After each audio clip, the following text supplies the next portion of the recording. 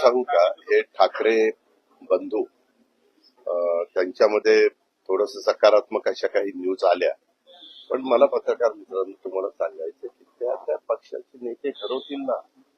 त्याच्यामध्ये जर काही त्यांचं चाललेलं असेल उद्धवजींचं आणि राजजींचं, त्यांचं ठरवतील, त्यांचं त्या बाबतीमध्ये जाहीर करतील.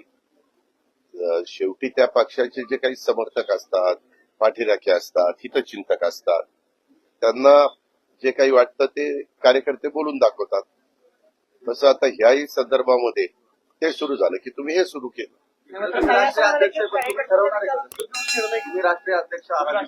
तुम्हाला सांगून कशाला भेटलं, तो माझा अधिकार आहे ना.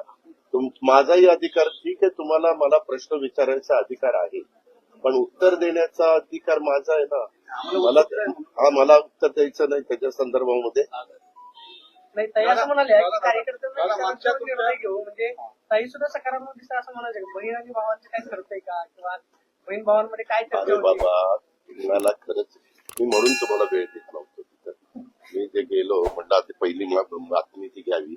आपण नेहमी तुम्हाला शेवटी काय तुमचा टीआरपी वाढण्याच्या करता काय उपयोग महत्वाची न्यूज आहे ते बघता, तुम्ही कशा पद्धतीने न्यूज देता. आम्ही आमचं काम करतोय. जो तो पक्ष, ज्या त्या पक्षाचे नेते, त्यांची कार्यकारिणी आणि त्यांचे कार्यकर्ते प्रत्येक जण आपापल्या स्थानिक स्वराज्य संस्थांच्या निवडणुका आहेत. त्या निवडणुकीची तयारी जनतेने आपापल्या परीनं सुरू केलेली आहे. आमच्यातले महायुतीचे सन्माननीय काही सहकारी कधी स्टेटमेंट करतात, आम्ही एकत्रपणे निवडणुकीला सामोरं जातात. कधी तशी स्टेटमेंट आल्यानंतर एखादी व्यक्ती असंही स्टेटमेंट करते की आम्ही आमचं आजमावून बघणार आहे. असे वेगवेगळे आहे, परंतु ह्याचा अंतिम निर्णय जसा भाजपच्या वरिष्ठांना आहे तसा आमच्या वरिष्ठांना आहे, शिवसेनेचा एकनाथरावजी आणि त्यांच्या वरिष्ठांना आहे, तसंच समोरच्या महाविकास आघाडीचा त्यांच्या नेत्यांना आहे. त्या पद्धतीनं होईल ते. आपल्याला शेवटी या गोष्टी तुम्हाला कळवाव्याच लागतात, सांगाव्याच लागतात. प्रेस कॉन्फरन्स प्रत्येकाला घ्यावीच लागते.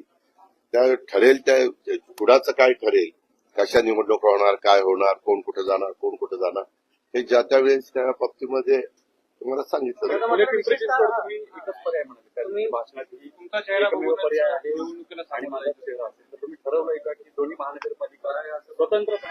अरे मला जे पाहिजे ते मी सांगणार ना. माझ्या कार्यकर्त्यांना उत्साह येण्याकरता, त्यांना एक प्रोत्साहन मिळण्याच्या करता. शेवटी उद्या मी म्हणायचं अरे आपल्याकडे चेहरा नाही रे, तुझा जसा गोंडस चेहरा आहे तसा आमचा एवढा गोंडस नाही, पण आहे चेहरा. लोक ओळखतात. आम्हाला दाढी नाहीये, आम्हाला पिशा आहे. आम्हाला तिच्या चौघांना लागवड दाढी आहे, ह्याला पण दाढी.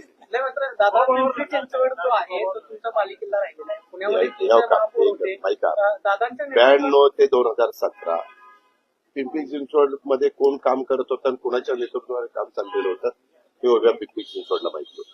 परंतु त्यावेळेसचे आमच्या विरोधात त्यांनी आमचे मोठ्या प्रमाणावर आमचे विचाराचे आमदार असतील किंवा आमदार होण्याची क्षमता असणारे नेते असतील, आमचे नगरसेवक असतील, असे अनेक जण घेतले. आणि त्याच्यात कारण तेव्हा 2014ला पंतप्रधान नरेंद्र मोदी साहेबांचा जबरदस्त करिश्मा उभ्या भारत देशावर आपण सगळ्यांनी पाहिला आणि त्याचा रिझल्ट पण आपल्याला लोकसभेला पाहायला मिळाला. ती गोष्ट 2014ची, आपल्या निवडणुका झाल्या 2017.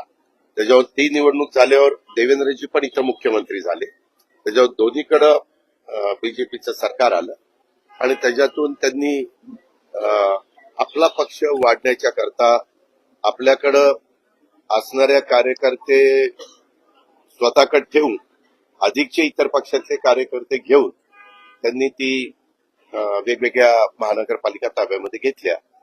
मात्र 2022च्या नंतर निवडणूकच झाली नाही. 3 वर्ष तर निवडणुकाच झाल्या नाही. आता त्या निवडणुका होऊ घातलेल्या आहेत. आता त्यांनी काय ठरवलं हे मला माहित नाही.